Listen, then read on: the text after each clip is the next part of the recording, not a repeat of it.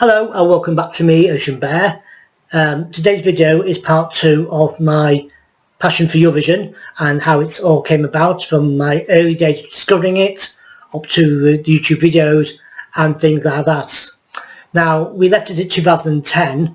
Now, the year after, I discovered the pre-concert shows that they do. The main one in question was Eurovision in Concert, which is held in Amsterdam.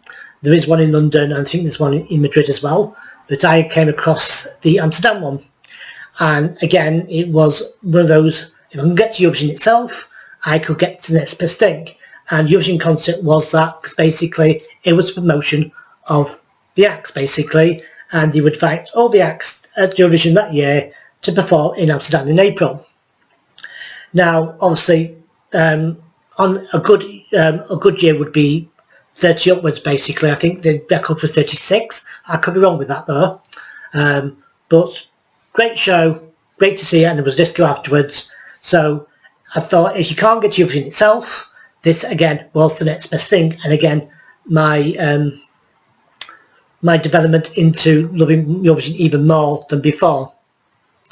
Now, I eventually got to go to Eurovision in 2014.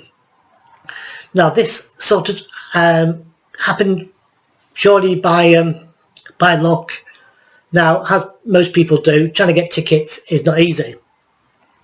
I had met a friend earlier on called Henry, who I met in Sitges, and we became good friends, and obviously he's loved for Eurovision as well. So we talked about it, and he said, you know, you've got to try and get tickets to join the fan club, and then you get to meet fellow fans and probably do all these other things that you probably will enjoy. So I did that. I wasn't successful in the draw that particular year, so I tried through the public sale, and as usual, no luck. But I stuck with the mailing list for the ticket agents, and the week before Eurovision, or the grand final, I got an email saying they were selling more tickets. Now, I had no idea how much Danish krona were, so I didn't know how much I was paying for a ticket. But I thought, I've got to do it, and just do it. So I bought a ticket on the way to work. At that time, I hadn't planned anything else, you know, flights or accommodation. Henry was going, he said I could stay with him, and that was great. So I did my first final in 2014. I loved it, and watching Cheetah win was an amazing experience. Now, some people might think, oh, I've done Eurovision once, I don't need to do it again, but it became added to my passion. I loved it, it was emotional, and just being there in the same building as these performers, you know, perform the songs they were performing, and obviously with Conchita winning, I remember them cheering his name outside the building before we even went in, so you knew it was going to be a remarkable year. Now, after the show, and when I met, we went for breakfast the next day, he said, you do have to go to Vienna, you know, you've got to do the week. I thought, do a week? I thought, no, I couldn't do that. He said, no, do the week, because it's an experience. So had joined the fan club earlier on. Eventually, in that year, I didn't get all the tickets, but eventually got all the tickets involved, and I went to Vienna.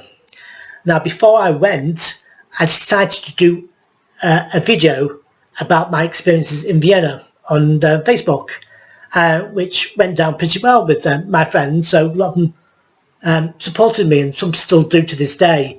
And I'm so grateful for them doing that. But I did Vienna. It was tiring, I was so tired, but I filmed every day while I was in Vienna, and I just loved it, and it built the passion even more, doing it for a week. And I thought, no, this is what I want to do. I want to go every year if I can do it. And again, another adding to my passion. Now, of course, Man Sebelo won in Vienna, and so then it was a trip to Stockholm. And then again, I did a few videos, but again, just on Facebook again, and I joined the week this time with my partner at the time, and he loved it. He thought it was fantastic, and Sweden take it really seriously and did the Hammer Museum and all that stuff. It just brought back the extra passion that Eurovision does to me. Now, at this stage, after the Jamala won, then there was discussion, with a couple of people as well, should I do a YouTube channel on Eurovision and do reviews and things like that. So I think it was August or September of 2016, I started this channel. Now, obviously, I had no idea how YouTube went and how it worked, and if people even going to watch any of this stuff.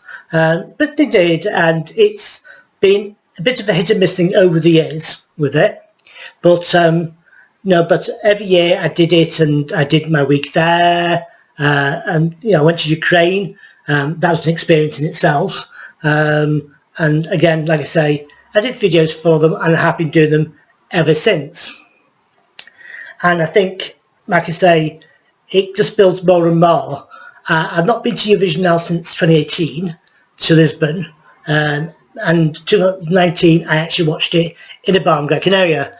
Again, another experience, because I just couldn't get to Tel Aviv that particular time. But I am still determined to go to Eurovision at least one more time, even though at the time when I first started I said I want to do it every year until I can't do it anymore. But now I'm not sure, and of course with the virus and everything, we've not had a proper Eurovision anyway. I mean, this year was the first one, and I loved it was back. I loved they did the best they could of what the resources they had, and of course the 2020 was a tough year, especially for no Eurovision.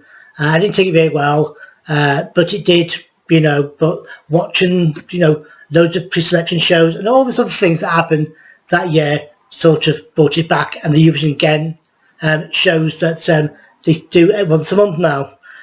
Again, always brings it back. So I am determined to go to Italy next year. We don't know obviously the city as yet, and at the moment in time, the YouTube channel I'm still running. Now this year was quite a good year for me. I didn't always have some good years, but I think that this year was a pretty good year for me, especially with one of my videos reaching over 1,000 views, which is so unheard of for me. I'm in my little cyber world of my own here. My views are my own, and don't expect anyone to agree with anything that I like, because I don't think I've met any Eurovision fan that likes exactly the same as you do, but that's what makes us all individual and different. And basically, that's where we are now. I still want to go to Italy. The videos I'm still wanting to do, even though the year before in 2020, I felt quite disillusioned, because even though I was doing the videos as normal, they weren't getting as many views. But at the end of the day, it isn't about that. It's about you doing what you love and your passion. And this is my passion, and I love Eurovision so much. And this is what it is for me now. I don't know where else it's going to go other than the internet and going, to Eurovision. I've done the week. I'm not quite sure what there's left. I mean, I've written articles to people. I appeared on a radio show. I just don't know where it's going to lead. But this is where it's at now, and I hope that this gives you insight to why Eurovision is such a big thing for me. And even though the haters will always hate, Eurovision's here for as long as it's there. People hate it, they love to hate it, but that's what it is. But this is why I love Eurovision. It's developed into what it is now, and I just love it so much.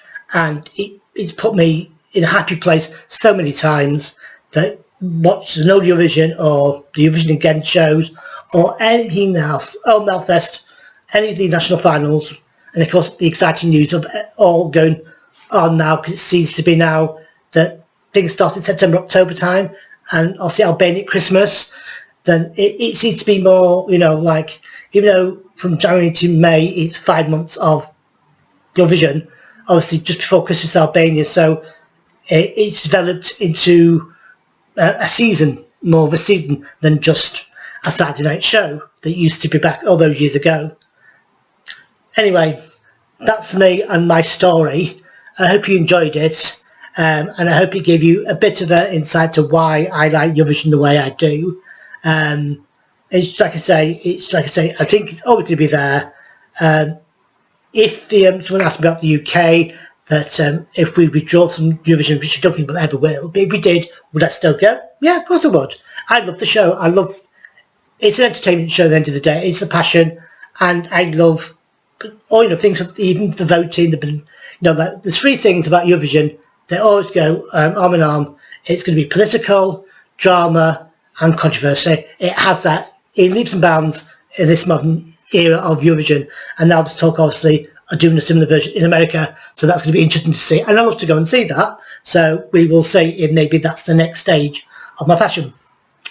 So there you go. Waffling on now too much. Hope you enjoyed this, and hope to see you all again soon with another one of my videos. And if you like this, please like and subscribe so you don't miss out on any Eurovision stuff I'm doing when we find out more as the months go on.